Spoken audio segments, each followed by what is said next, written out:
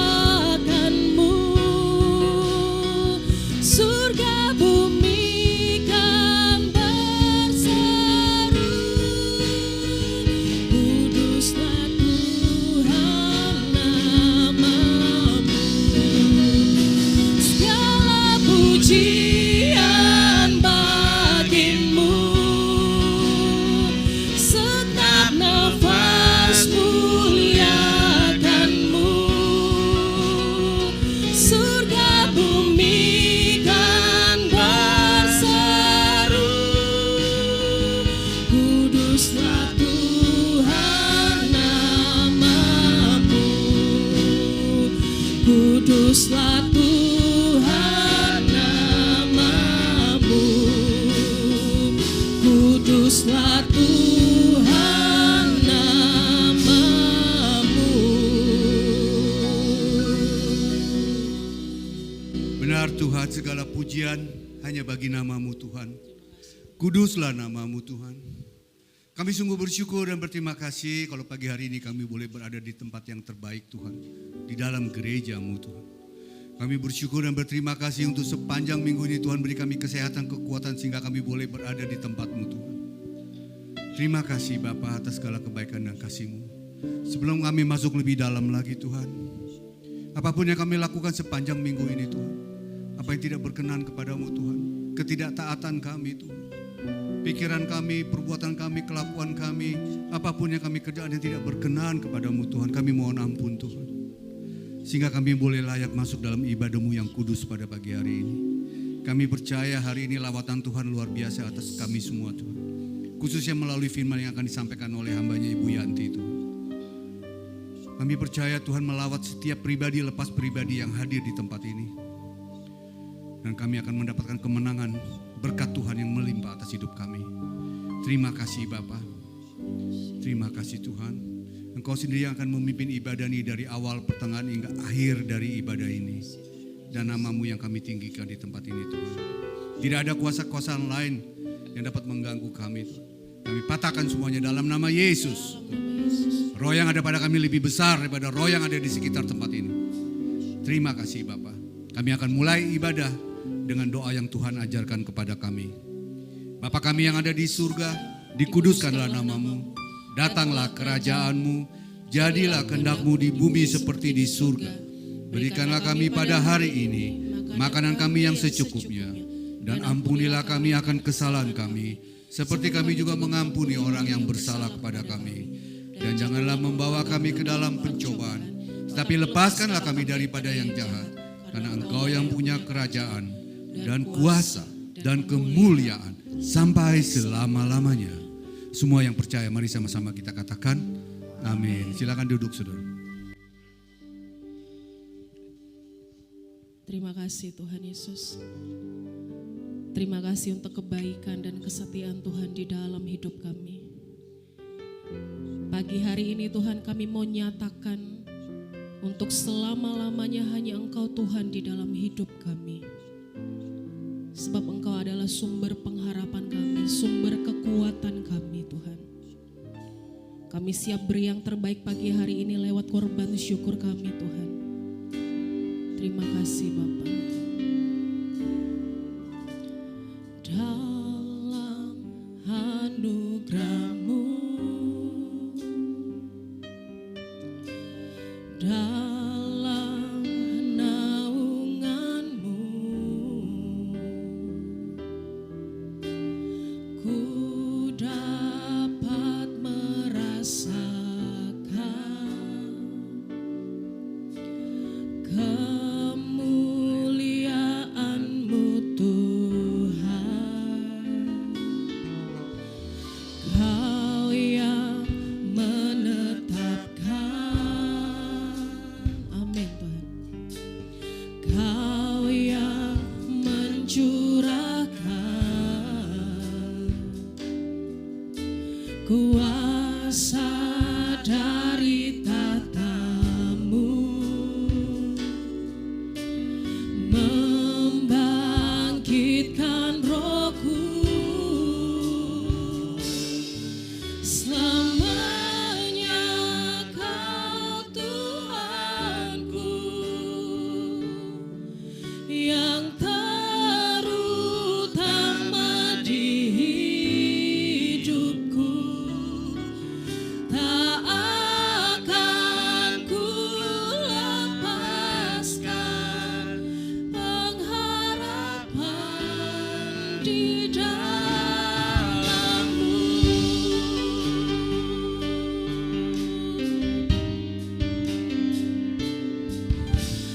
Dalam anugerah-Mu, dalam naungan-Mu,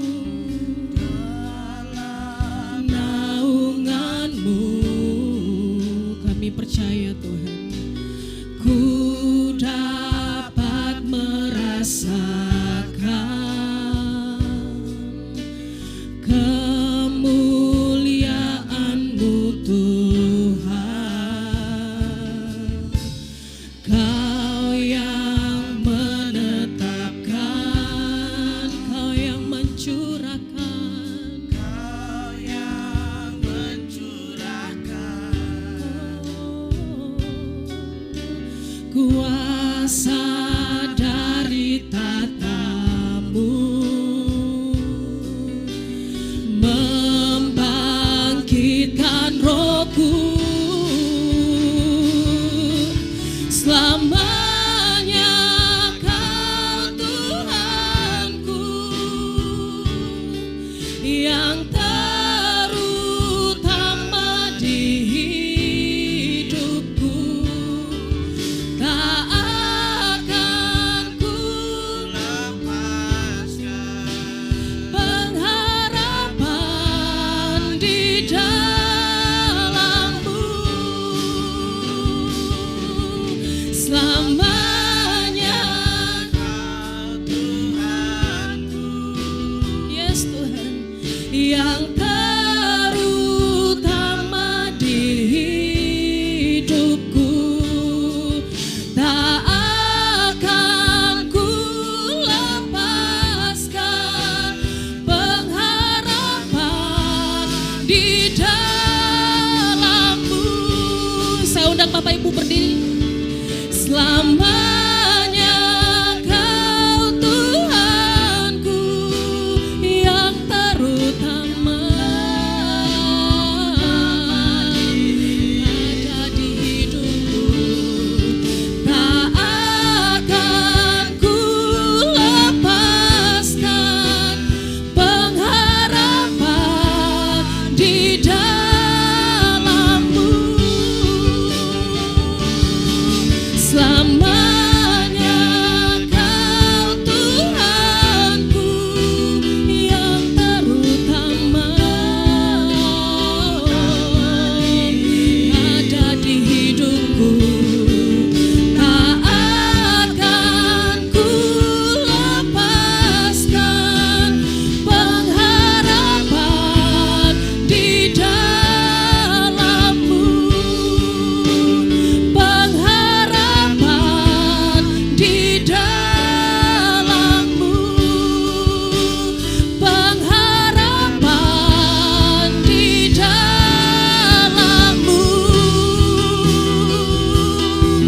Kita berikan sorak-sorai pagi hari ini untuk Tuhan kita.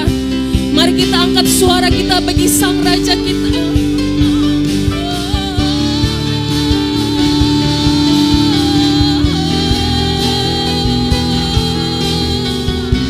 Untuk selama-lamanya Engkau Tuhan kami. Tidak akan pernah kami lepaskan Engkau apapun keadaan hidup kami Tuhan.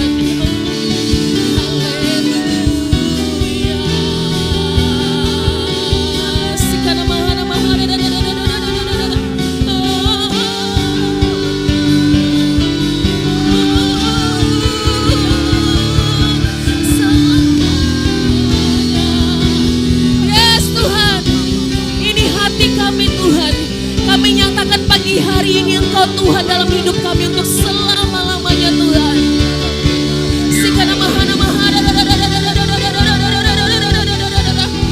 Kami serahkan hidup kami pagi hari ini Tuhan.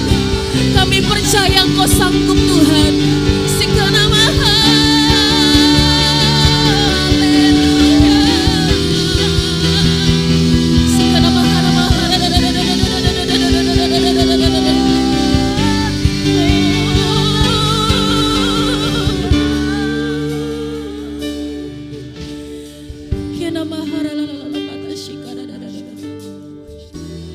Mari angkat suara kita lebih lagi untuk Tuhan. Hanya Engkau Tuhan, hanya Engkau Tuhan, selama-lamanya Tuhan Engkau milik kami Tuhan. Sikara mahara mahara.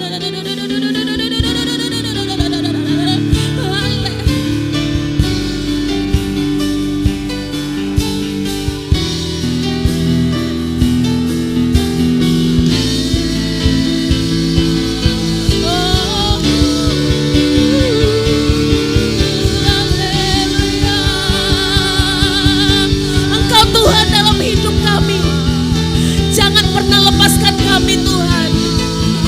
Haleluya. Terima kasih Tuhan. Terima kasih Yesus. Terima kasih Roh Kudus. Terima kasih Tuhan. Terima kasih, terima kasih, terima kasih Tuhan.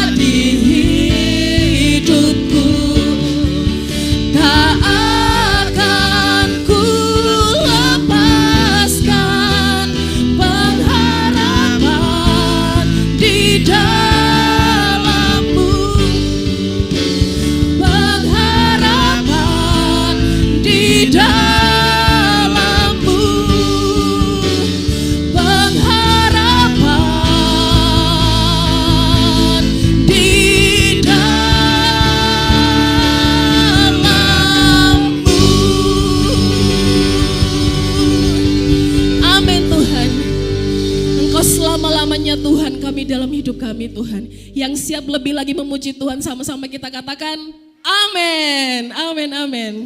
Tuhan baik, tos kiri kanan katakan Tuhan kita baik.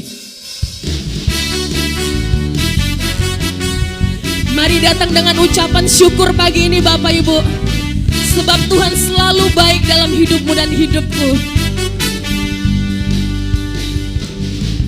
Datanglah ke bait-Nya dengan hati bersyukur, ke dalam pelataran-Nya dengan hati bersuka, rasakan dan dan lihatlah betapa baiknya Tuhan bagi yang berlindung padanya. Akan bersorak-sorak, akan bersorak-sorak. Hei, bersyukurlah kepada Tuhan, sebab Dia baik, bahwasanya untuk selamanya kasih setianya. Bersyukurlah kepada Tuhan, amin, sebab Dia baik, bahwasanya untuk selamanya kasih setianya. Kami bersyukur Tuhan pagi hari ini. Inilah ungkapan sukacita kami Tuhan.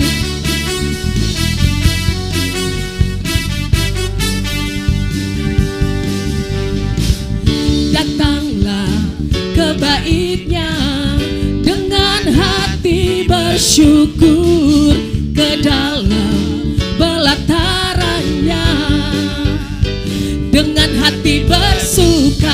Rasakan dan lihatlah betapa baiknya Tuhan bagi yang berlindung padanya. Akan bersorak-sorai, akan bersorak-sorai. Hei, hei, bersyukurlah kepada Tuhan, sebab Dia baik, bahwasanya untuk selamanya kasih setianya. Bersyukurlah kepada Tuhan, sebab Dia baik, bahwasanya untuk selamanya kasih setianya. Cuma Tuhan, bersyukurlah kepada Tuhan, amin, sebab Dia Tuhan disenangkan pagi hari ini. Untuk selamanya kasih setianya. Bersyukurlah kepada Tuhan, sebab Dia baik, bahwasanya untuk selamanya kasih setianya. Bersyukurlah kepada Tuhan, sebab Dia baik, bahwasanya untuk selamanya kasih setianya. Bersyukurlah kepada Tuhan, sebab Dia baik, bahwasanya untuk selamanya kasih setianya.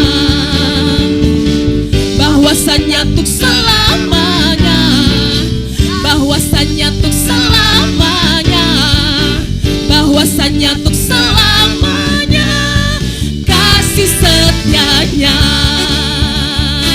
Amin.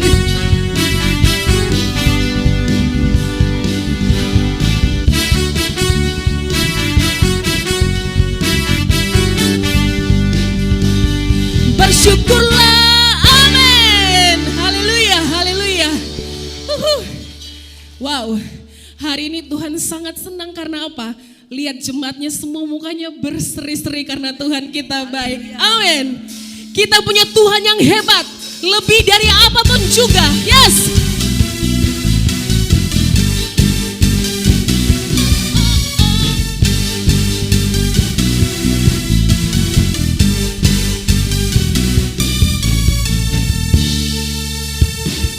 Kau yang hidup di dalamku, menjadikanku lebih dari pemenang. Seluruh bumi tinggikan namamu, menyatakan kebesaran dan keagunganmu. Yesus, Tuhanku pemenang, Raja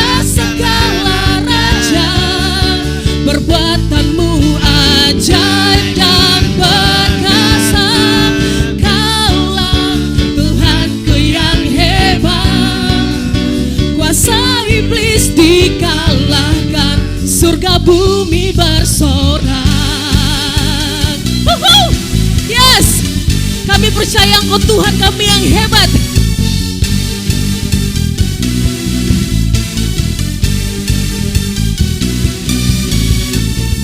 Kau yang hidup di dalamku, katakan menjadikanku lebih dari pemenang.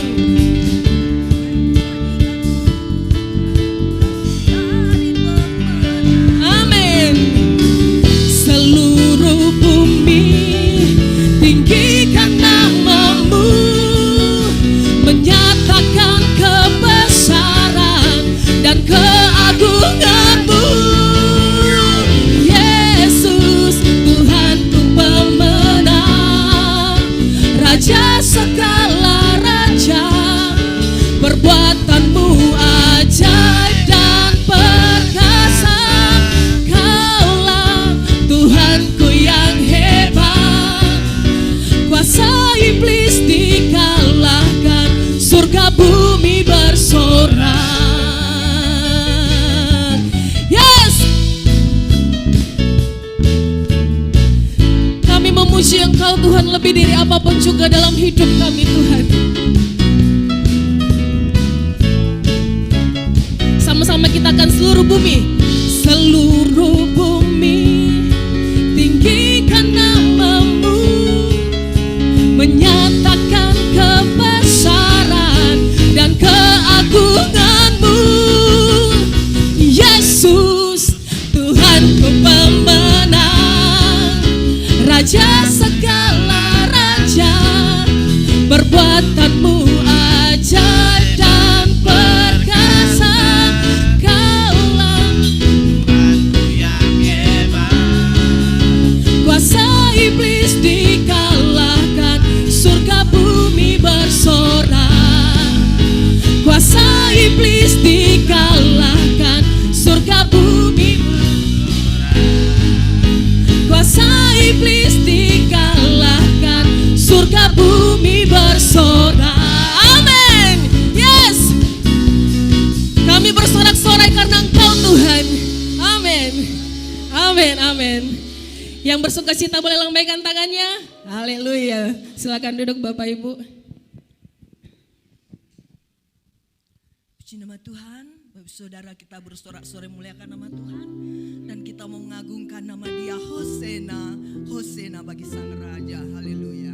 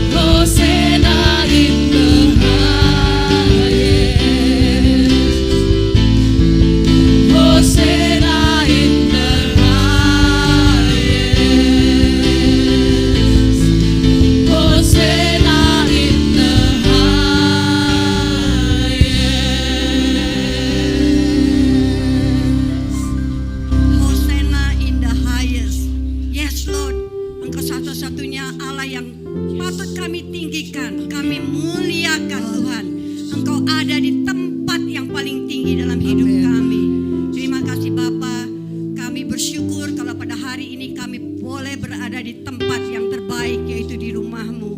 Kami berdoa dalam nama Yesus Tuhan, kalau sebentar firman Tuhan disampaikan, kiranya Tuhan menjamah telinga rohani, menjamah pikiran setiap jemaat, menjamah hati mereka Tuhan, agar firman yang disampaikan itu benar-benar jatuh di tanah yang subur Tuhan, sehingga kami boleh menjadi pribadi yang lebih baik lagi di hadapan-Mu. Kami percaya Allah yang kami tinggikan sudah berada di tengah-tengah kami. Tuhan, biarlah Tuhan mengurapi hamba juga yang tidak ada apa-apanya ini Tuhan, agar setiap perkataan yang disampaikan benar-benar isi hati-Mu. Tuhan, mari beracara Tuhan, berbicara Tuhan kepada setiap jemaat di tempat ini, juga berbicara kepada hamba secara pribadi. Dalam nama Yesus, haleluya, amin. Silahkan duduk Bapak Ibu Saudara sekalian. Apa kabarnya? Luar biasa, benar luar biasa. Karena pepatah kan berkata, buah jatuh tidak jauh dari pohonnya, betul ya? Kalau pohon kita, tempat kita bergantung adalah Tuhan yang luar biasa, kita juga anak-anaknya adalah anak-anak yang luar biasa. Amin ya? Amin. Pagi hari ini saya akan membawakan sharing firman Tuhan mengenai memiliki hati yang bijaksana. Kenapa? Saya berdoa waktu itu, Tuhan, apa yang harus hamba sampaikan? 2 hari lagi, 3 hari lagi mungkin ya, gereja akan merayakan ulang tahunnya yang ke-8. Cepat ya, tiba-tiba udah 8 tahun gereja ini dipakai Tuhan. Yang ke-8. Apa artinya ulang tahun?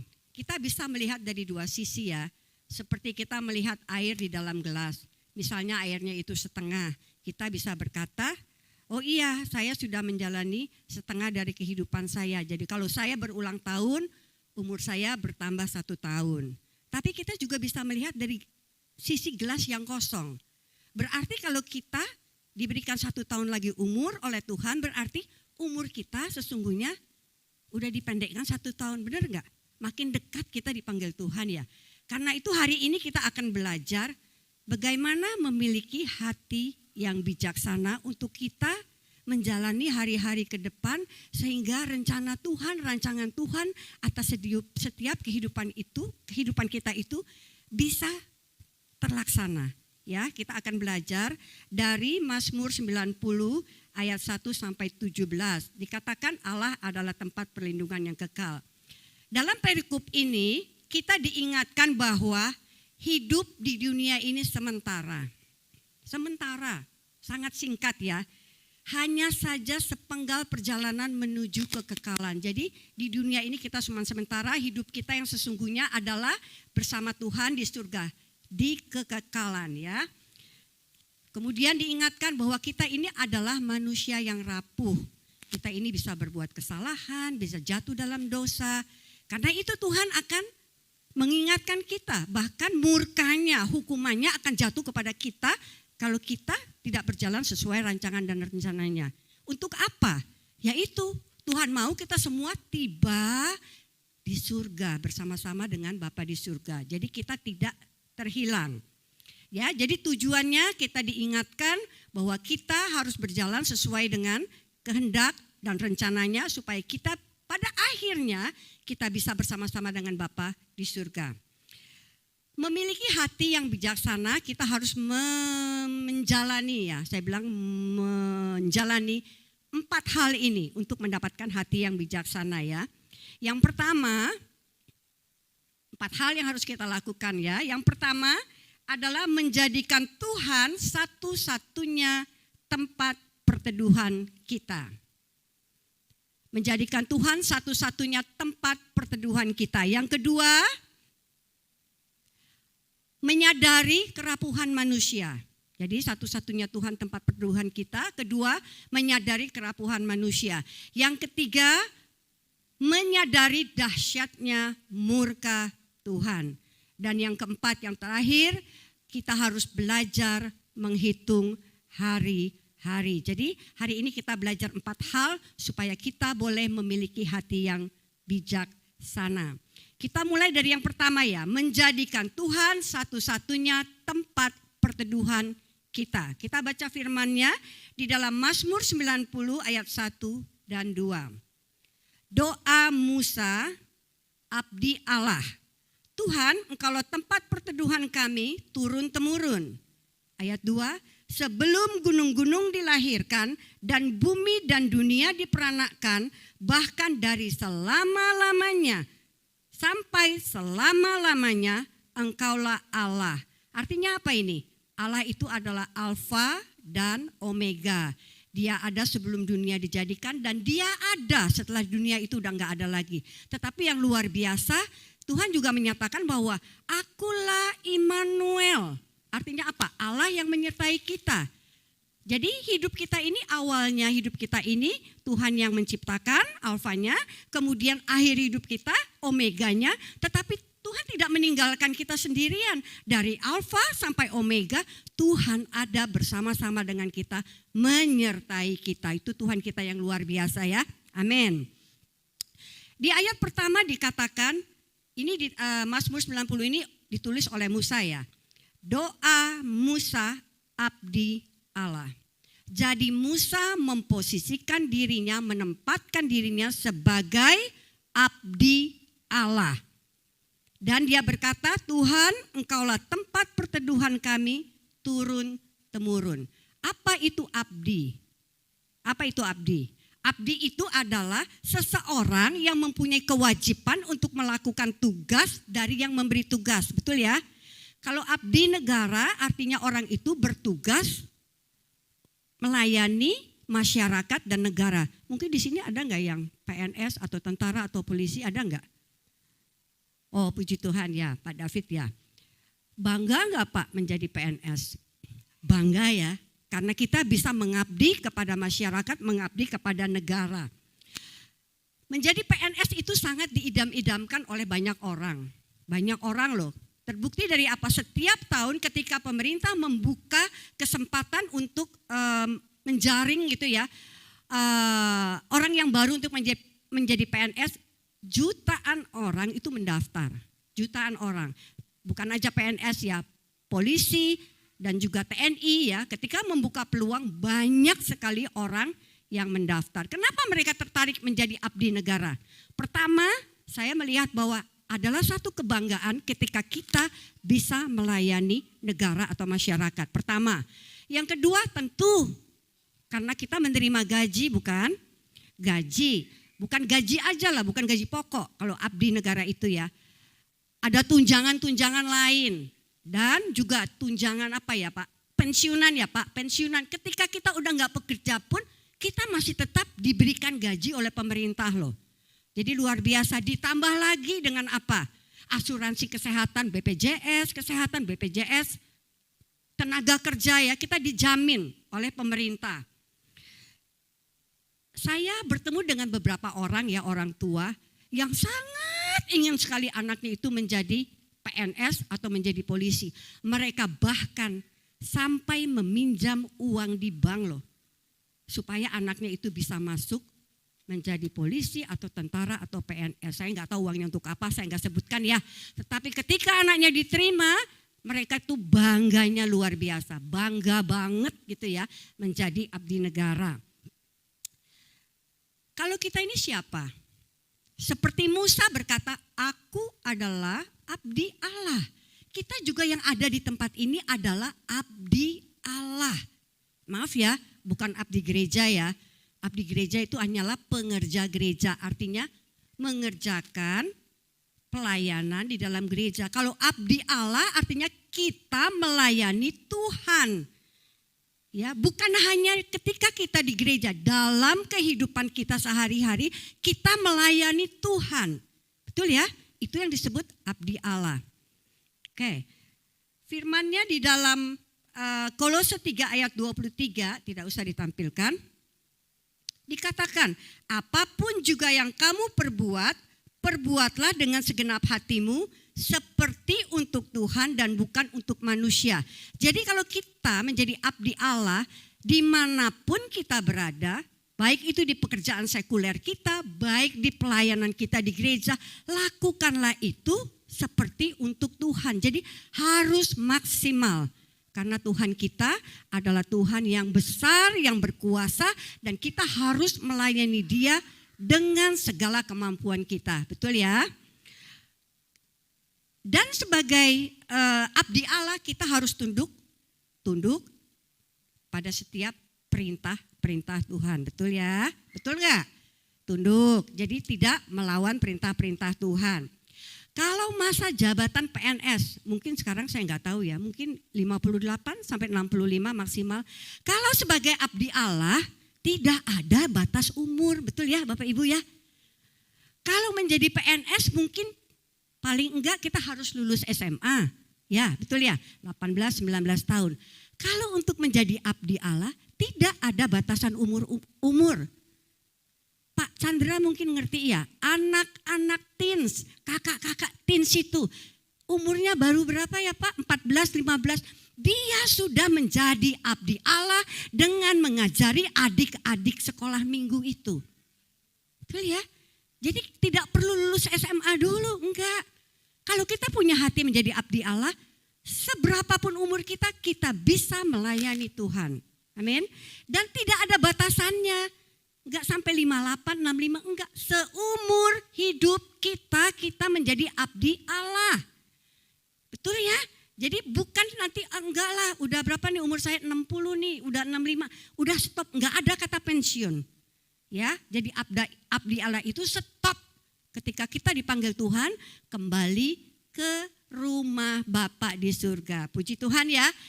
Nah, kalau PNS itu dijamin oleh pemerintah yang katanya nggak mungkin bangkrut lah. Yang menjamin kita itu adalah Tuhan sendiri. Jauh sebenarnya kita harus jauh lebih bangga ketika kita menjadi abdi Tuhan daripada abdi negara. Jadi abdi negara pastilah kita bangga ya. Tapi menjadi abdi Allah jauh lagi. Kita lebih bangga lagi ya. Kemudian dikatakan di ayat yang pertama, kan dikatakan bahwa apa ya, doa Musa ya, abdi Allah, doa Musa, abdi Allah, Tuhan engkaulah tempat perteduhan kami turun temurun. Apa itu tempat perteduhan? Tempat perteduhan adalah tempat di mana kita merasa aman, kita merasa nyaman, kita merasa terlindungi, betul? Seperti misalnya kalau kita melihat iklan itu loh, waterproofing ya, atau iklannya asuransi ya, kan selalu pakai apa tuh? Pakai payung ya, payung. Artinya kalau waterproofing, kita dilindungi dari kebocoran, kita hidup lebih nyaman dalam rumah. Kalau asuransi juga sama kan, kita nggak usah takut nih orang tua. Kalau satu kali kita dipanggil Tuhan, anak-anak kita akan bisa tetap sekolah. Karena ada jaminan dari asuransi. Sekarang yang menjamin kita bukan asuransi, bukan waterproofing, yang menjamin kita adalah Tuhan. Bukan Tuhan yang bukan hanya mampu tetapi Dia berkuasa menjagai kehidupan kita. Ada firman Tuhan yang berkata di dalam Mazmur 37 ayat 25 dikatakan, dahulu aku muda, sekarang telah menjadi tua, tetapi tidak pernah kulihat orang benar ditinggalkan atau anak cucunya meminta-minta roti. Kalau meminta-minta artinya kan kita kekurangan, betul ya? Tapi di sini dikatakan anak cucunya tidak meminta-minta roti. Kalau pensiunan hanya dijamin mungkin kepada orang tuanya atau kepada anaknya yang berumur maksimal 25 tahun atau yang belum bekerja. Tetapi janji firman Tuhan apa? Anak cucunya. Jadi kita nggak usah khawatir siapa ya nanti yang akan memberkati anak kita, cucu kita, mungkin cicit kita, buyut kita. Jadi semuanya dipelihara oleh Tuhan, luar biasa ya. Jadi kita harus menjadi apa? Abdi Allah. Ada lagi firman yang dikatakan tidak meminjam tetapi meminjamkan. Jadi anak cucu kita tidak akan meminjam dari orang tetapi akan memberi pinjaman. Kita menjadi tenang, kita menjadi aman karena kita berada di tangan Tuhan yang berkuasa dan Tuhan yang peduli. Jadi kita harus menempatkan Tuhan satu-satunya tempat perteduhan kita. Dengan apa? Dengan kita menjadi abdi Allah. Itu yang pertama. Yang kedua, untuk memiliki hati yang bijaksana, kita harus menyadari kerapuhan manusia. Di dalam ayat selanjutnya, di ayat 3 sampai ke 6 dikatakan seperti ini. Engkau mengembalikan manusia kepada debu dan berkata, kembalilah hai anak-anak manusia, sebab di matamu 1000 tahun sama seperti hari kemarin apabila berlalu, atau seperti suatu giliran jaga di waktu malam. Ayat 5, engkau menghanyutkan manusia, mereka seperti mimpi, seperti rumput yang bertumbuh, di waktu pagi berkembang dan bertumbuh, di waktu petang lisut dan layu. Seperti gambar bunga itu ya, mungkin paginya tegak gitu, udah siangnya udah layu. Saya kemarin menghitung-hitung nih, kalau kita dikasih umur 80 tahun, berapa lama ya di hadapan Tuhan? Ternyata tahu nggak berapa lama? Hanya 2 jam saja. Kalau kita dikasih kesempatan hidup 80 tahun, di mata Tuhan itu hanya 2 jam saja. 2 jam loh. Jadi benar-benar kita harus menggunakan waktu kita dengan bijaksana ya Bapak Ibu. Melalui COVID, Tuhan izinkan kita melihat betapa rapuhnya manusia itu, betul ya? Kita ketemu orang yang tadinya sehat walafiat, segar, gak ada sakit. Tiba-tiba besok mendengar kabar, oh sudah dipanggil Tuhan. Hamba-hamba Tuhan pun begitu, kita terkaget-kaget ketika kita mendengar yang ini dipanggil Tuhan, yang itu dipanggil Tuhan. Betapa rapuhnya manusia itu. Bukan saja tubuh jasmani kita ini yang rapuh, semangat kita pun bisa rapuh, betul ya? Ketika menghadapi pencobaan yang begitu berat, tiba-tiba semangat kita, orang yang semangat tiba-tiba kita bisa loyo. Harta yang kita miliki di dunia ini juga rapuh. COVID kemarin itu banyak orang yang sukses, banyak tokonya, banyak usahanya, tiba-tiba tutup satu persatu dan bangkrut. Jadi tidak ada yang abadi di dunia ini, semuanya rapuh. Saya beberapa waktu yang lalu berbicara kepada seorang pemilik salon ya, jadi dari bapaknya dia memiliki salon besar sekali. Dia bilang, aduh Bu, kita nih dari sejak buka salon dari papa saya sampai saya wariskan sekarang, tidak pernah satu hari pun kita tuh gak ada customer, gak ada. Selalu kepenuhan Bu, sampai kita kadang-kadang menolak mereka. Tapi waktu COVID Bu, 0.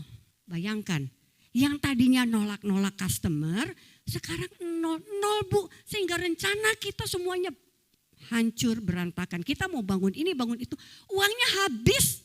0 Bu, kita nggak dapat pendapatan sama sekali. Jadi betapa rapuhnya manusia itu ya, betapa rapuhnya harta yang kita miliki. Jadi kita jangan bergantung kepada kekuatan tubuh kita, jangan sok bergantung kepada kekayaan kita. Kalau Tuhan mau ambil dalam sekejap habis itu semua. Ya, jadi kita harus menyadari bahwa kita adalah manusia yang rapuh. 70-80 tahun itu waktu yang pendek ya, seperti saya katakan ya, 2 hari di hadapan Tuhan. Di sini siapa ya yang umurnya sudah sekitar 50 tahunan, bisa angkat tangan? Oh, banyak ya. Waktu cepat berlalu enggak Pak?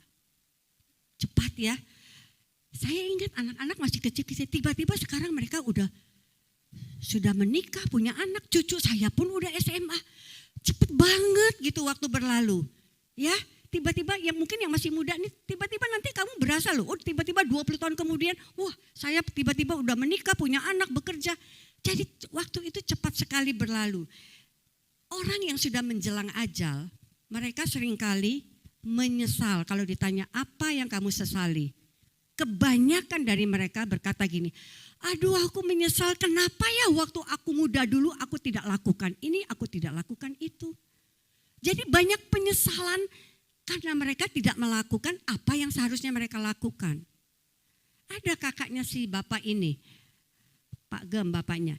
Dia bilang, aku menyesal waktu kecil, kakaknya nih sebelum meninggal, aku menyesal waktu kecil aku gak dekat sama anak-anakku. Aku gak dekat, aku gak bisa bermain-main dengan anak-anakku. Sekarang aku rasa jauh. Itu disesali. Ya karena sekarang nggak mungkin dong dari kecil nggak pernah deket tiba-tiba mau peluk-pelukan kan nggak mungkin dong. Kan itu harus dibina waktu anak itu sejak kecil dekat berbicara dari hati ke hati. Jadi bapak-bapak, ibu-ibu yang punya anak-anak, tolong ya dekatlah dengan anakmu, berbicaralah kepada anakmu. Sehingga nanti ketika engkau tua, engkau nggak rasa jauh dari anakmu. Engkau bisa memeluk dia, ya jadi nggak canggung-canggung lagi gitu ya. Banyak orang tua yang canggung loh memeluk anaknya. Waktu nggak bisa dikembalikan Bapak Ibu, kita hanya bisa mengenang. Ya, jadi waktu itu enggak bisa dikembalikan. Kita cuma bisa menyesali, oh kita enggak lakukan ini, kita enggak lakukan itu. Jangan sia-siakan waktu yang Tuhan berikan dalam hidup ini, amin. Saya bilang waktu itu kan singkat ya, udah singkat, banyak masalah, betul enggak? Persoalan masalah, tolong dong ya, jangan jadi orang yang baperan. Banyak loh orang yang baperan, banyak banget. Bukan di sini, di luar. Di luar nggak di sini sedikit, di sana banyak ya. Ada nih orang tua yang anaknya sama-sama di sekolah gitu ya. Satu kali bertemu berpapasan, dia menyapa, yang satu itu menyapa ke yang lainnya. Tapi yang satu itu mungkin nggak ngelihat kan. Waduh sakit hati. Aduh memang sombong itu ya, kita nggak dilihat itu. Saya nyapa nggak dilihat loh katanya. Nah baperan. Belum lagi jemaat yang baperan nih. Nah, mungkin kita lagi sibuk salam-salaman, bu kita nggak ngelihat. Aduh itu si Bu Gembala sama Pak Gembala, orangnya tuh ngelihat-ngeliatan loh. Kalau yang ini dilihat, yang ini nggak dilihat. Lihat teranglah kita ngelihat. Tuhan kan kasih kita mata, kita ngelihat kan.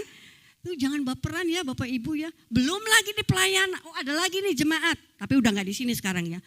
Bilang ke saya gini, Bu kenapa sih pendeta yang itu diundang terus? Memangnya kenapa? Ada masalah apa kamu? Aduh itu orangnya sombong banget Bu katanya. Saya ketemu Bu di jalanan itu. Saya Pak dia diem aja. Aduh ngerti dong. Pendeta besar bertemu dengan ribuan orang memang ingat satu persatu ini siapa. Enggak lah jangan baperan ya. Pelayanan juga gitu sama. Nih kita ketawa nih sekarang. Banyak loh pelayan di sini yang baperan. Yang ketawa itu pasti yang kena itu baperan. Aduh saya kok nggak dikasih kesempatan untuk ini, kok saya cuman di sini, kok yang lain dikasih kesempatan. Baperan. Aduh hidup ini udah susah, jangan dong tambah susah lagi. Baperan itu menyusahkan diri sendiri, juga menyusahkan orang-orang di sekeliling kita, betul? Suami istri juga banyak yang baperan loh. Benar loh banyak yang baperan. Misalnya nih istrinya atau suaminya pergi keluar, dia telepon nggak diangkat, langsung dah dia. Ada apa ini nggak diangkat? Jangan-jangan dia sama orang lain ini saat ini. Pulang-pulang, mana HP-mu? HP diperiksa.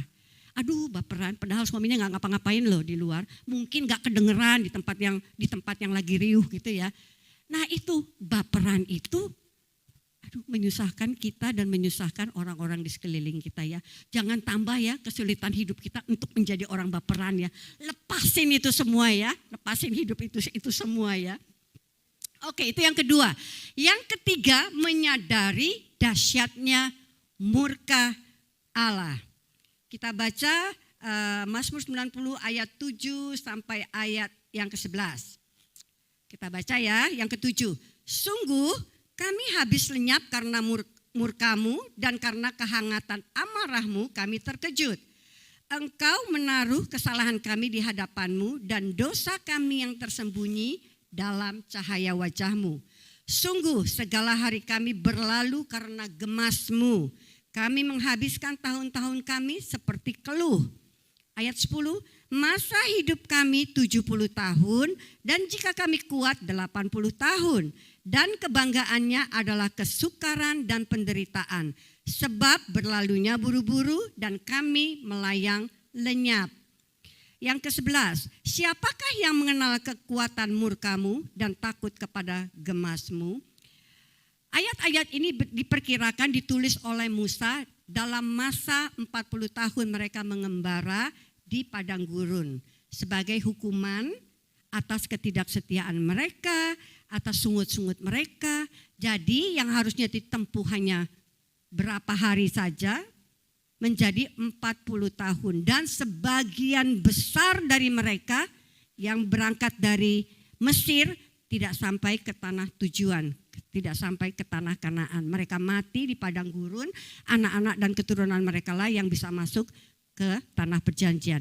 Ini menggambarkan kehidupan kita, kehidupan rohani kita sebagai anak-anak Tuhan. Betul ya? Jadi kita sudah dibebaskan oleh Tuhan dari tanah perbudakan, dari dosa. Dan kita mau dibawa Tuhan menuju ke Kanaan yang sesungguhnya. Tetapi di dalam perjalanan seringkali kita apa? Kita enggak setia, Tuhan enggak jawab doa kita sebentar aja, kabur cari orang pinter, sakit enggak sembuh, kabur cari dukun, ya kan? Tuhan tidak menjawab doa kita, kita bersungut-sungut sama seperti orang Israel, bersungut-sungut. Padahal Tuhan sudah melakukan banyak sekali mujizat selama perjalanan mereka. Ya, Musa naik ke gunung sebentar aja marah-marah, ayo bikin apa nih, bikin ini, bikin itu, ayo kita sembah. Kalau perjalanan kita seperti orang Israel itu, kita enggak akan bisa sampai di tanah Kanaan yang sesungguhnya, Bapak Ibu ya. Jadi Tuhan memberikan hukuman, Tuhan memberikan murkanya kepada kita untuk apa? Supaya kita sadar akan kesalahan kita, berbalik ke jalan-jalannya sehingga rancangan dan rencana Tuhan bisa terjadi atas hidup kita. Amin ya. Jadi murka Tuhan itu bukan karena Tuhan gemes sama kita gitu ya. Tapi gemesnya Tuhan itu ayo dong, berubah dong, ayo dong supaya kamu bisa sampai di tanah Kanaan yang aku janjikan kepada engkau. Di dalam ayatnya yang ke-8 dikatakan engkau menaruh kesalahan kami di hadapanmu dan dosa kami yang tersembunyi dalam cahaya wajahmu. Kita mungkin bisa menutupi kesalahan kita, menutupi dosa kita dari orang-orang sekeliling kita. Betul ya, kadang-kadang, oh dia sih pasti hidupnya baik tuh, kudus tuh, kan udah pelayanan. Tapi di mata Tuhan kita enggak bisa mengelabui Tuhan. Dikatakan apa? Ditaruh di wajah Tuhan ya. Artinya apa? Cahaya di dalam cahaya Tuhan. Artinya dosa kita yang kecil, sekecil apapun mungkin enggak bisa terlihat ya. Itu terlihat jelas di mata Tuhan. Jadi jangan pernah coba-coba mengelabui Tuhan ya. Karena hidup ini adalah persiapan untuk kita masuk ke tanah perjanjian kita yang sesungguhnya itu di rumah Bapa. Ya. Nah, ketika kita kembali kepada Tuhan, apa yang kita harapkan? Kita harapkan Tuhan bilang gini dong ya, welcome home anakku. You've done a great job, you've done well, good job gitu kan. Puji Tuhan dan Tuhan memberikan kita mahkota sesuai dengan apa yang kita lakukan. Tetapi sebaliknya jangan sampai saya berdoa tidak ada satu orang pun dari jemaat kita yang akan mengalami hal seperti ini. Di dalam Matius 7 ayat 21 sampai 23. Dikatakan seperti ini, bukan setiap orang yang berseru kepadaku Tuhan, Tuhan akan masuk ke dalam kerajaan surga, melainkan dia yang melakukan kehendak Bapakku yang di surga. Seperti awal, abdi Allah melakukan perintah Tuhan, melakukan kehendak Tuhan. Jadi yang masuk ke dalam kerajaan surga adalah mereka yang melakukan kehendak Bapakku yang di surga.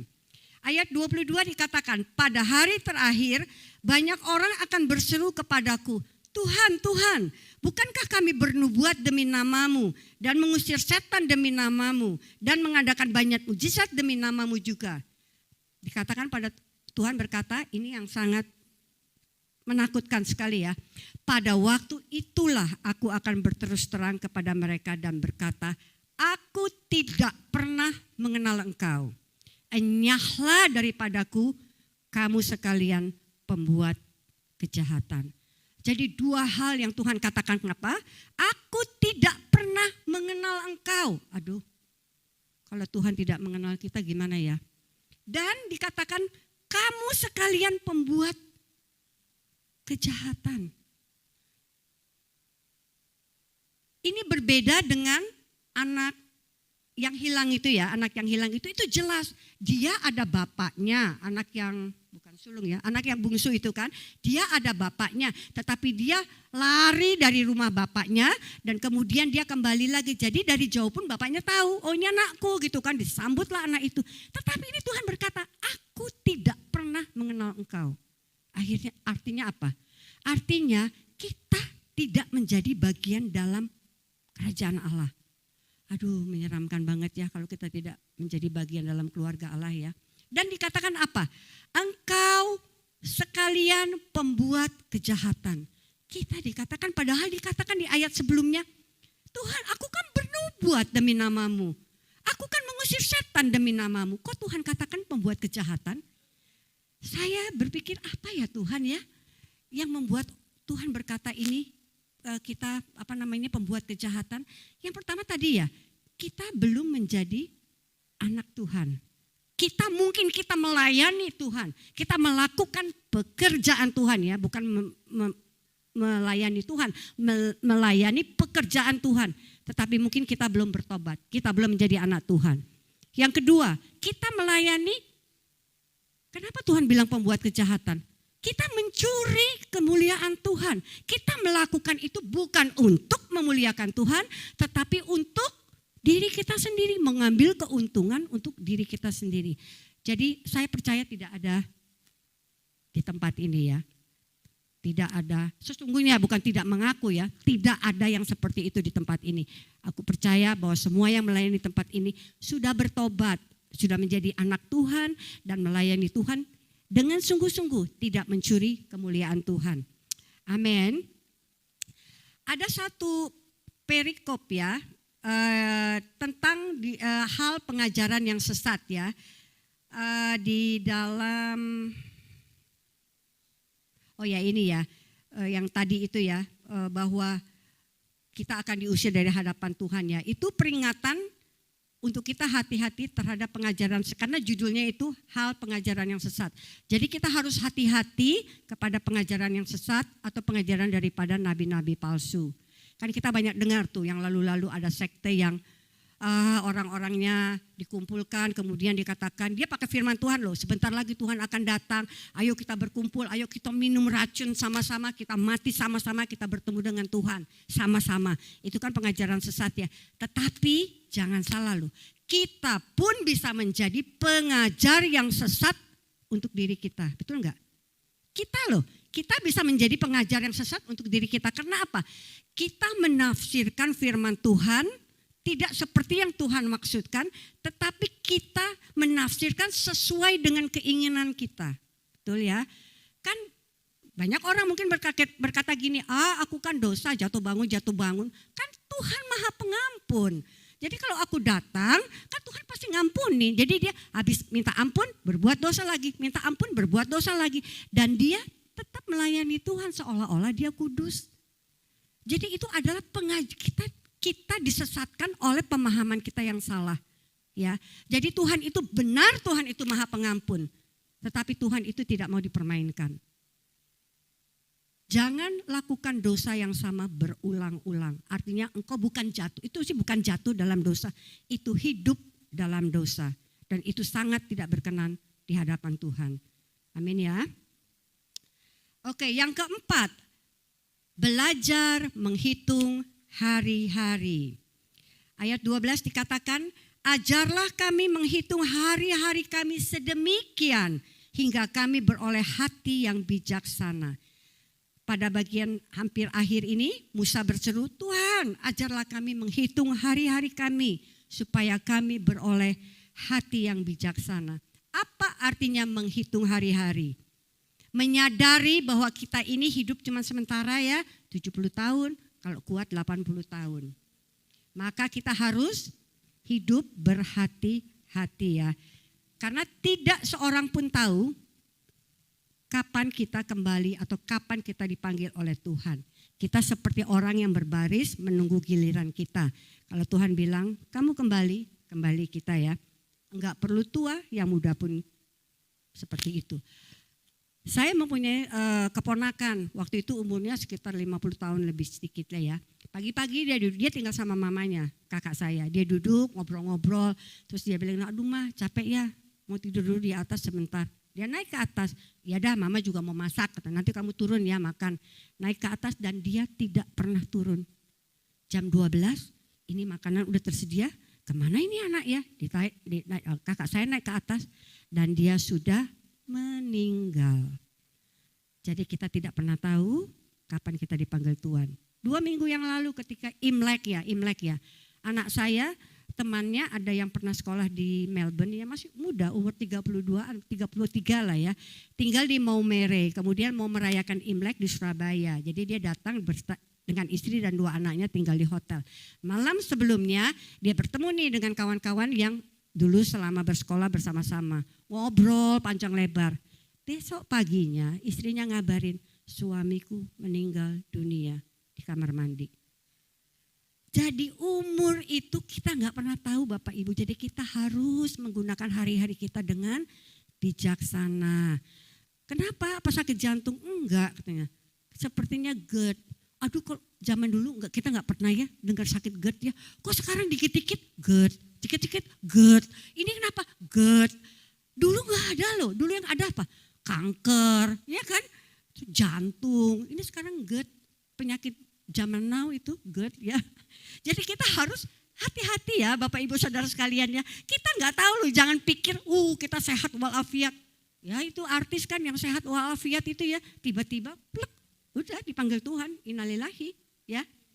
Oke, jadi menghitung hari ini pertama yaitu kita harus menyadari betapa sementaranya hidup di dunia ini.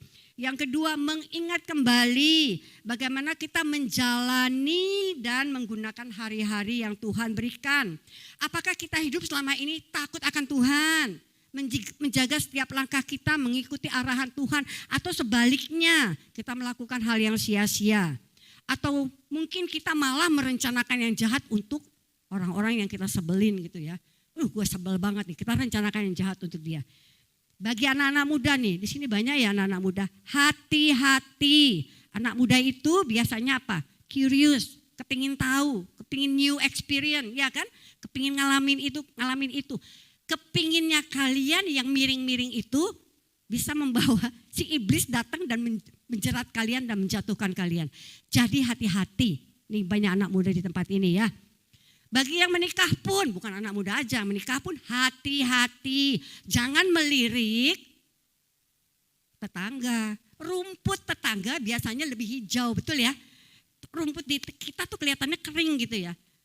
Tetangga itu lebih hijau. Tetapi itu tuh adalah jeratan iblis. Kita mulai melirik, timbul deh kata perselingkuhan, perzinahan. Ya, iblis itu senang loh. Kalau kita yang mau bereksperimen nih, waduh dikasih dah tuh bayangan-bayangan yang bukan-bukan. Situs porno dibuka ya, ayo lihat itu cari cara yang unik-unik gitu kan. Tidak boleh ya Bapak Ibu ya, tidak berkenan di hadapan Tuhan. Yang ketiga, artinya apa? Bagaimana kita mempertanggungjawabkan setiap waktu yang Tuhan berikan. Apakah kita menggunakan waktu kita untuk memuliakan Tuhan secara bijaksana atau kita malah menjadi batu sandungan bagi orang lain? Apakah kita membawa orang kepada Tuhan atau kita membuat orang menjauh daripada Tuhan? Kita harus benar-benar mempertanggungjawabkan waktu yang Tuhan berikan. Saya ada, ini udah lama sih di Australia, beberapa tahun yang lalu kita akan membangun konkrit. Konkrit itu apa ya? Ya bukan fondasi apa sih itu, pokoknya semen itu loh ya untuk di halaman kita. Saya minta orang yang satu ini lama banget gitu.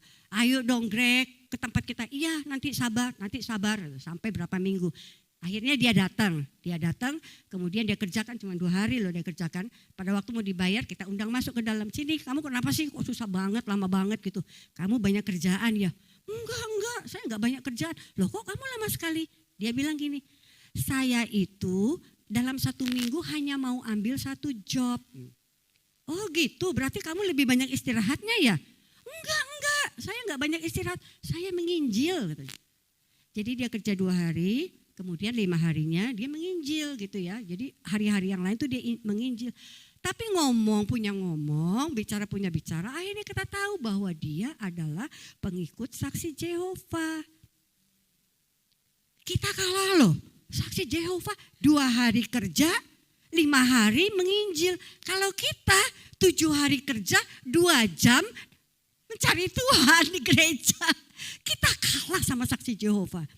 Kita ngomong panjang lebar berdua, wah tetap kekeh sama pemikirannya. Terakhir kita cuma bilang begini, Greg, kamu itu pikirkan kamu itu melayani Tuhan 5 hari kamu siapkan waktu untuk Tuhan. Tapi tahu nggak kamu kemana? Kalau kamu nggak percaya Yesus itu sebagai Tuhan dan Juru Selamat, kamu kemana? Lihat tuh firman Tuhan bahwa satu-satunya jalan keselamatan itu melalui Yesus. Dia cuma ketawa aja gitu. Jadi itu adalah waktu yang sia-sia, benar nggak? 2 hari kerja, 5 hari menginjil, tapi nginjilnya nggak dapat keselamatan ujung-ujungnya. Jadi itu waktu yang sia-sia. Jadi kita ini harus bijaksana ya Bapak Ibu, menghitung hari-hari kita. Kan ada lagu yang itu ya, lagunya favoritnya Pak Widodo ya. Hidup ini adalah kesempatan, hidup ini untuk melayani Tuhan. Jangan sia-siakan waktu yang Tuhan beri. Hidup ini harus jadi berkat. Itu jadi prinsip hidup kita ya. Hidup kita harus jadi berkat. Oke, jadi 4 hal ini ya. Ketika kita melakukan 4 hal ini ya. Pertama, menjadikan Tuhan satu-satunya tempat perteduhan kita. Dengan bagaimana? How? Menjadi abdi Allah. Yang kedua, menyadari betapa rapuhnya manusia. Kita rapuh nih, hidup kita hanya 2 hari saja di hadapan Tuhan. Yang ketiga, betapa dahsyatnya murka Tuhan. Sehingga kita hidup enggak bersungut-sungut, kita hidup dengan ucapan syukur, kita tidak setia, kita harus setia mengikut Tuhan. Kemudian menghitung hari-hari yang diberikan Tuhan. Kalau kita sudah melakukan ini semua, maka janji Tuhan ada di ayat 13 sampai 17. Kita baca bersama ya. Dan kita aminkan ini terjadi atas hidup kita. Ayat yang ke-13. Kita baca bersama-sama ya. 13. Kembalilah ya Tuhan, berapa lama lagi? Dan sayangilah hamba-hambamu. Kenyangkanlah kami di waktu pagi dengan kasih setiamu, supaya kami bersorak-sorai dan bersuka cita semasa hari-hari kami. Buatlah kami bersuka cita seimbang dengan hari-hari Engkau menindas kami, seimbang dengan tahun-tahun kami mengalami celaka. Biarlah kelihatan kepada hamba-hambamu perbuatanmu dan semarakmu kepada anak-anak mereka. Kiranya kemurahan Tuhan Allah kami atas kami dan teguhkanlah perbuatan tangan kami. Ya, perbuatan tangan kami teguhkanlah ini. Jadi ketika kita melakukan 4 hal ini, hari-hari di mana kita bukan ditindas, jadi hukum oleh Tuhan diganti dengan sukaria kan ya. Kenyangkanlah kami pada waktu pagi, buatlah kami bersuka cita dan biarlah perbuatan semarakmu kelihatan kepada anak cucu kami ya. Saya akan akhiri dengan bukan kesaksian sebenarnya, kejadian beberapa tahun yang lalu. Jadi setiap saya malam sebelum saya berulang tahun selalu saya berdoa di hadapan Tuhan. Dan saya berkata gini, Tuhan 1 tahun sudah saya lalui. Tolong dong dikasih tahu apa masih kekurangan saya, apa yang aku lakukan, aku kerjakan ini, apakah mengecewakan Engkau, apa sudah menyukakan Engkau. Tolong Tuhan, mungkin aku selama ini aku minta sabar kok, tapi aku kok tetap jadi orang yang gak sabar ya. Aku minta Tuhan, aku jangan cepat marah, tapi saya itu cepat sekali emosi. Aduh, aku mengecewakan Engkau Tuhan, tolonglah dikasih tahu supaya besok nih hari yang baru untuk saya bisa merubah hidup saya menjadi pribadi yang lebih baik. Malam itu saya tidur, saya diberi mimpi oleh Tuhan. Saya gak tahu itu penglihatan atau mimpi ya, tapi saya pikir itu mimpi. Jadi saya waktu itu berdiri di atas sebuah teras, saya gak tahu di mana, seperti teras di lantai 2 dengan ipar saya, adiknya Pak Yangke ya. Tiba-tiba ketika kita sedang bercakap-cakap, tiba-tiba pengangkatan terjadi. Jelas sekali saya melihat orang satu persatu diangkat oleh Tuhan. bertemu dengan Tuhan di awan-awan. Di situ saya takutnya luar biasa. Aduh, kita ketinggalan dong nih. Kita nggak diangkat sama Tuhan. Aduh, berarti kita belum sempurna di hadapan Tuhan ya. Itu menakutkan sekali. Jadi apa yang saya minta, Tuhan tolong dong saya diingatkan, saya ditegur kalau saya bersalah. Dan Tuhan menegur, malam itu saya ditegur oleh Tuhan. Itu merupakan titik balik saya. Lebih menjadi orang yang lebih baik lagi. Memang tidak mudah, tidak sesempurna, segampang yang kita seperti membalik tangan. Tidak, tapi saya berusaha dari hari ke hari, berusaha hidup benar di hadapan Tuhan. Merendahkan sifat-sifat yang baik dan menaikkan lagi karakter saya yang lebih memuliakan Tuhan. Amin ya. Kiranya firman Tuhan hari ini boleh menjadi berkat bagi Bapak Ibu saudara sekalian. Kita akan menyanyikan satu pujian ya. Menghitung hari-hari untuk mengingatkan kita bahwa kita harus aware atas kehidupan kita ini.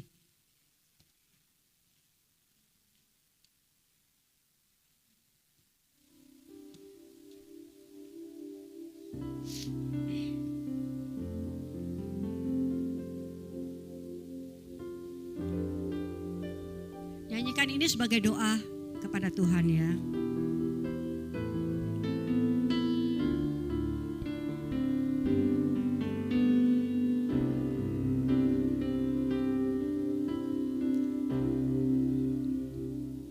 Ajar kami Tuhan menghitung hari-hari agar kami beroleh hati bijaksana.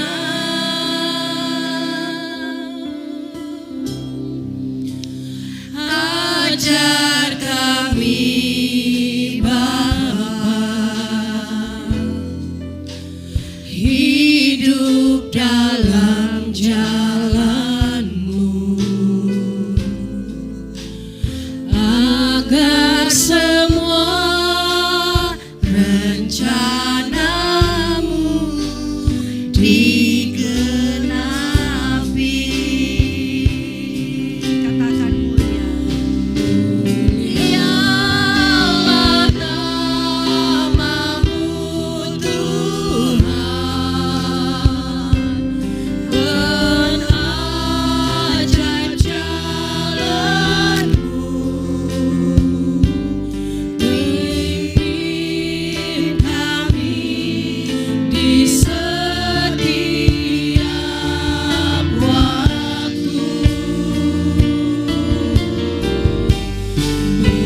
Besar setiamu Tuhan, dan Allah karya-Mu. Yesus kami bersyukur padamu. Bapak Ibu saudara sekalian, jadikan pujian ini doamu. Minta kepada Tuhan setiap hari agar kami bisa menghitung hari-hari kami Tuhan. Sehingga kami beroleh hati yang bijaksana. Sehingga rencana-Mu atas hidup kami boleh digenapi. Dan kami boleh berkata, mulialah Engkau Tuhan Yesus. Mulialah Engkau Bapa di surga. Mulialah Engkau, dan kami bersyukur kami boleh diangkat menjadi anak-anak-Mu. Terima kasih Bapa, berkati setiap anak-anak-Mu di tempat ini. Jadikan mereka anak-anak yang bijaksana Tuhan. Mengerti kehendak-Mu dalam hidup mereka. Menjauhi kejahatan Tuhan. Dan hidup benar di hadapan-Mu. Dalam nama Yesus. Haleluya. Amin. Tuhan Yesus memberkati. Shalom jemaat yang dikasihi Tuhan, mari kita saksikan pengumuman ibadah sepekan. Terima kasih untuk pelayanan Ibu Gembala Pester Yanti Tirta. Tuhan Yesus memberkati dimanapun Ibu melayani. Mari bergabung bersama saudara si Iman dalam Surga di Keluargaku setiap hari Jumat pukul 7 malam yang akan diadakan melalui Zoom. Doa bersama setiap hari Sabtu pukul 10 pagi. Ibadah Raya Minggu 5 Maret pukul 10 pagi akan dilayani oleh Bapak Gembala Pester Yang Ketirta, disertai dengan perjamuan kudus, sekaligus perayaan ulang tahun gereja Glow Fellowship Center Bali yang ke-8 tahun. Ibadah Awesome Kids dimulai pukul 10 pagi.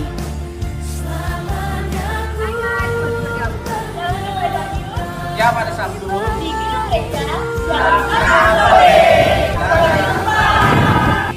Ibadah WBK Wanita Bagi Kristus hari Rabu tanggal 15 Maret pukul 6 sore yang akan dilayani oleh Ibu Pendeta Marlisha Wiratno. Sekian pengumuman hari ini. Terima kasih untuk perhatiannya. Tuhan Yesus memberkati. Mari saudara kita bangkit berdiri, kita akan mengakhiri ibadah kita. Bapak, kami sungguh bersyukur Tuhan untuk hari ini Tuhan. Kami rasakan hadirat Allah ada di tengah-tengah kami saat ini. Ibadah boleh berjalan dengan tertib dan penuh sukacita. Khususnya firman yang telah disampaikan Tuhan. Kami percaya setiap firman yang ditabur tidak akan kembali dengan sia-sia Tuhan. Firman-Mu mengingatkan kami Tuhan, betapa rapuhnya kami sebagai manusia Tuhan. Kami adalah makhluk yang lemah, yang memiliki keterbatasan. Oleh karena itu Tuhan, biarlah kami terus berharap kepadamu Tuhan. Kami terus mengandalkan Engkau dalam hidup kami. Karena kami tahu hidup kami tanpa Engkau Tuhan, hidup kami tidak ada arti apa-apa Tuhan. Hidup kami berarti ketika kami mengenal Yesus sebagai satu-satunya Tuhan dalam hidup kami. Tuhan, ajar kami untuk menghitung hari-hari Tuhan, agar kami bisa berlaku bijaksana Tuhan. Karena kami tahu waktu itu sangat singkat Tuhan. Biarlah hidup kami boleh menjadi berkat buat banyak orang, seperti apa yang Kau inginkan dalam kehidupan kami. Terima kasih Bapa. Berkati hamba-Mu Bu Yanti yang telah menyampaikan firman. Penyertaan Tuhan, perlindungan Tuhan sempurna atas hidupnya. Juga jemaat Tuhan yang hadir pada pagi hari ini, kami curahkan berkat Tuhan turun atas kehidupan mereka. Perlindungan Tuhan 1 minggu ke depan sempurna atas hidup mereka. Dijauhkan dari segala mara bahaya apapun juga. Dijauhkan dari segala sakit penyakit. Dijauhkan dari segala niat-niat orang jahat. Apapun yang mereka kerjakan, Tuhan yang membuat berhasil. Terima kasih Bapa. Kami akan berpisah satu dengan yang lain, tapi kasih Tuhan akan tetap bersama dengan kami. Kami terus memuji Tuhan dimanapun kami berada. Oleh karena itu saudara yang dikasihi Tuhan, mari kita angkat kedua tangan kita untuk menerima berkat Tuhan. Dan katakan amin, maka ini akan terjadi dalam hidup saudara. Diberkatilah keluargamu, diberkatilah kesehatanmu, diberkatilah apa yang kau kerjakan, dan diberkatilah engkau yang mengasihi Tuhan lebih dari segalanya. Oleh karena itu saudara yang dikasihi Tuhan, marilah kita hidup takut akan Tuhan. Jangan menyimpang ke kanan ataupun ke kiri. Sehingga kemanapun engkau pergi, hidupmu akan beruntung. Karena Tuhan sendiri yang akan menyertai engkau. Tuhan sendiri yang akan melindungimu. Tuhan sendiri yang akan selalu bersama dengan engkau. Dia akan menyinari engkau dengan wajahnya. Memberikan kasih karunia, damai sejahtera. Akan menjadi bagian dalam kehidupan kita. Tuhan akan membuat engkau menjadi kepala dan bukan ekor. Dan engkau akan terus naik dan tidak akan turun. Dan apapun yang saudara kerjakan, Tuhanlah yang membuat berhasil. Oleh karena itu saudara yang dikasihi Tuhan, terimalah berkat daripada Bapa, Putra, dan Roh Kudus. Mulai saat ini sampai Maranatha, Yesus datang untuk kedua kalinya. Semua yang percaya, mari sama-sama kita katakan, amin. Kiranya Engkau memberkati aku berlimpah-limpah dan memperluas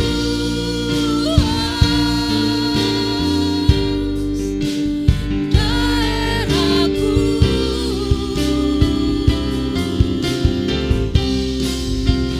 dan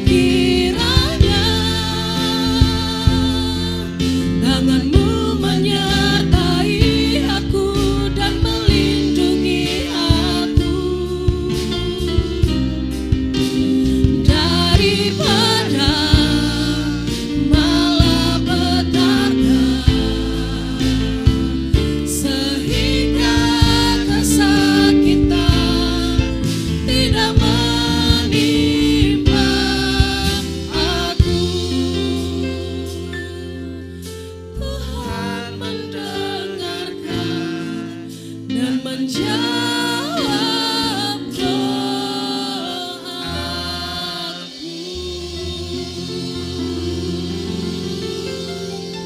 Amin. Silakan duduk Bapak Ibu.